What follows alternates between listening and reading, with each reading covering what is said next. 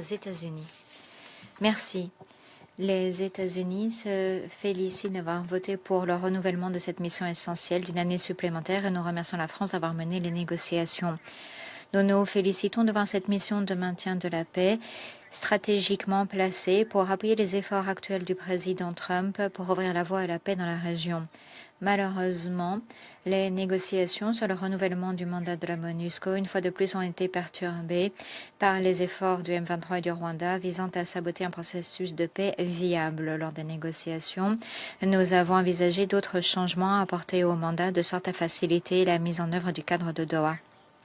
Malheureusement, l'avancée du M23 sur Uvira avec l'appui des forces de défense rwandaises et contrairement aux obligations souscrites par le M23 dans le cadre de Doha, ont rendu ces changements impossibles. L'engagement pris par le M23 à se retirer de la ville d'Uvira ne suffit pas. Le M23 doit immédiatement se retirer à 75 km au moins d'Uvira et doit se conformer à la totalité de ses obligations conformément à l'accord cadre. Nous condamnons catégoriquement l'avancée du M23 dans Uvira et au-delà, ainsi que le soutien du Rwanda au M23 en violation de ses obligations en vertu des accords de Washington. Les États-Unis restent profondément attachés aux accords de Washington et à leurs promesses de paix et de prospérité pour l'Est de la RDC et pour appuyer les efforts dans le cadre du processus de Doha. Nous comptons sur un plein respect par les parties des deux accords. Si le M23 et le Rwanda font le choix de respecter leurs engagements, la MONUSCO, grâce à ce mandat, pourra appuyer la mise en œuvre des deux processus. La mission est prête à apporter un soutien logistique nécessaire aux mécanismes convenus entre le M23 et la RDC afin d'assurer la surveillance et vérification du cessez-le-feu. Ce nouveau mandat permet de renforcer les efforts de démobilisation et de rapatriement en cours de la MONUSCO des membres des FDLR pour en garantir la plus grande efficacité possible. Nous exhortons le gouvernement de la RDC à faire davantage pour appuyer ces efforts et pour immédiatement couper tous les liens avec les FDLR. Que les choses soient très claires, à la MONUSCO a un rôle clé à jouer, mais la responsabilité d'honorer ses engagements incombe exclusivement aux parties. Si les parties s'acquittent de leurs obligations, la MONUSCO pourra faire davantage, notamment en appuyant la reprise de l'approvisionnement de l'aide humanitaire dont la population locale a désespérément besoin et pourra être une force d'interposition pour éviter les violations du cessez-le-feu entre les parties, entre autres tâches critiques. Nous comptons évaluer les progrès dans la mise en œuvre au mois de mars et nous verrons s'il est nécessaire que la MONUSCO assume davantage de fonctions à ce moment-là. Je vous remercie. Je remercie la représentante des États-Unis. Je donne la parole aux membres du Conseil souhaitant la prendre avant le vote et je commence par la France. Merci, Monsieur le Président. Monsieur le Président, permettez-moi tout d'abord de rendre hommage à l'action déterminée de Mme Bintou Keïta à la tête de la MONUSCO pendant près de 6 ans. Je souhaiterais également remercier l'ensemble des membres du Conseil pour leur implication résolue dans le cadre de cette négociation. Comme à son habitude, la France s'est efforcée de tenir compte des positions de l'ensemble des membres du Conseil pour obtenir un produit de consensus. Ce Conseil a été amené à négocier ce projet de résolution dans des conditions inhabituelles. Vendredi dernier encore, nous nous réunissions alors même que le M23 poursuivait son offensive dans le sud Kivu, après avoir conquis Uvira, avec le soutien des forces rwandaises de défense. Cette situation a naturellement eu un impact sur le cours des négociations. Monsieur le Président, le projet de résolution qui sera soumis au vote vise à inscrire la MONUSCO en première ligne dans le soutien aux efforts de paix, ceux de l'Union africaine et de la médiation du Togo, ceux des organisations sous-régionales et de leurs facilitateurs, et enfin, bien sûr, ceux des États-Unis et du Qatar. S'agissant de la vérification du cessez-le-feu, le projet adopte une approche séquencée. La MONUSCO est autorisée dès maintenant à soutenir la mise en œuvre d'un cessez-le-feu permanent, notamment en appui aux mécanismes agréés par les parties à Doha et à sa composante régionale. Dans quelques mois, ce Conseil aura l'occasion de se prononcer de nouveau sur les modalités de cette implication. Il le fera sur le fondement de propositions du secrétaire général et de l'évolution de la situation sur le terrain.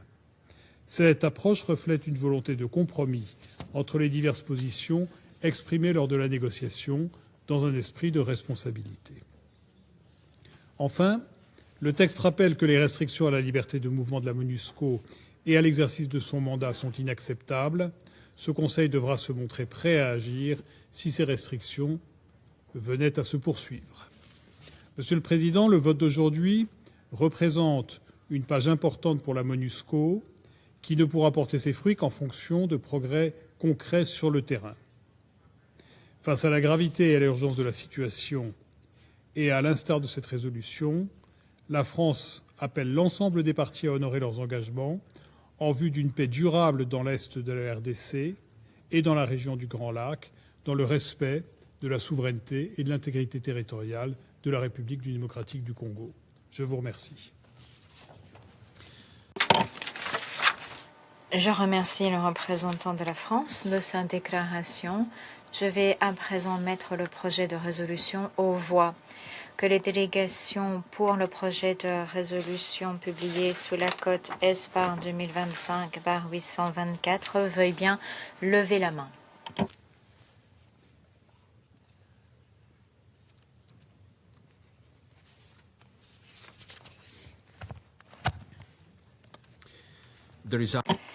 Le résultat du vote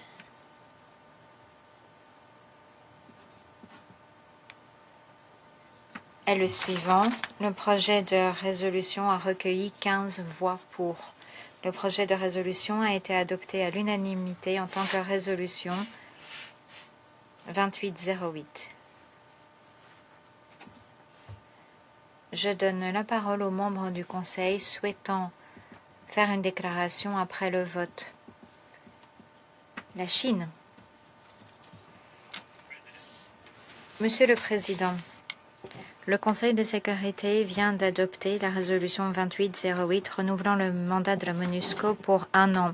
La Chine a voté pour et reconnaît les efforts des porte-plumes pour dégager un consensus entre toutes les parties. La MONUSCO est menée par l'ONU et met en œuvre le mandat confié par le Conseil de sécurité. Nous appuyons la MONUSCO qui doit pouvoir jouer son rôle d'appui au processus de paix dans l'est de la RDC. Cependant, aucun pays, en raison d'intérêts égoïste, ne devrait adapter la MONUSCO à son propre programme politique. Le Conseil de sécurité doit préserver l'indépendance, la neutralité et l'autorité de la MONUSCO et respecter les principes fondamentaux régissant le maintien de la paix. Ce n'est que comme cela que la MONUSCO pourra obtenir la confiance et le soutien de tous les États membres. La résolution prie le secrétaire général de formuler des propositions pour que la MONUSCO puisse appuyer la mise en œuvre du cessez-le-feu. Nous comptons que le secrétaire général tiendra pleinement compte de la situation réelle du cessez-le-feu sur le terrain et des capacités de la MONUSCO et précisera le rôle et les obligations de la MONUSCO. Les propositions doivent être efficaces, réalistes et alignées sur l'esprit de l'ONU 80. Monsieur le Président, récemment, la situation dans l'est de la RDC s'est gravement détériorée en 2000. Le M23 a attaqué, occupé Uvira, ce qui est préoccupé. Nous exhortons le M23 à respecter les dispositions de la résolution 2808, de se retirer immédiatement d'Uvira et d'autres villes, de cesser toutes les opérations militaires et toute expansion et de s'abstenir d'avancer dans les provinces, notamment du Tanganyika. Il faut que l'on promeuve un cessez-le-feu rapide sur le terrain.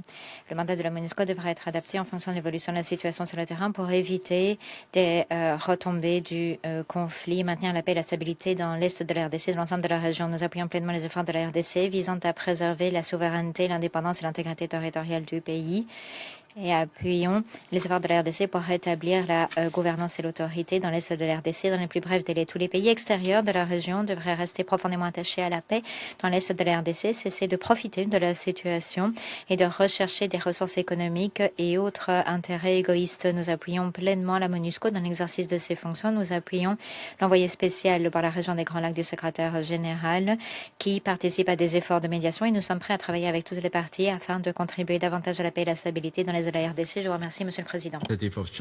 Je remercie le représentant de la Chine de sa déclaration et donne la parole à la Fédération de Russie.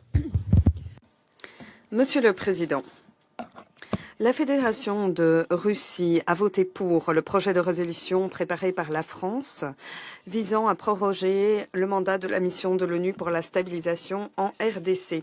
Ce document, fruit de compromis douloureux à l'issue de plusieurs jours de discussion, énonce les principales tâches et orientations qui prévoit une trajectoire qui permettra à la mission de revenir à la pleine application de son mandat et à jouer un rôle de premier plan en vue de régler le conflit dans l'est de la RDC.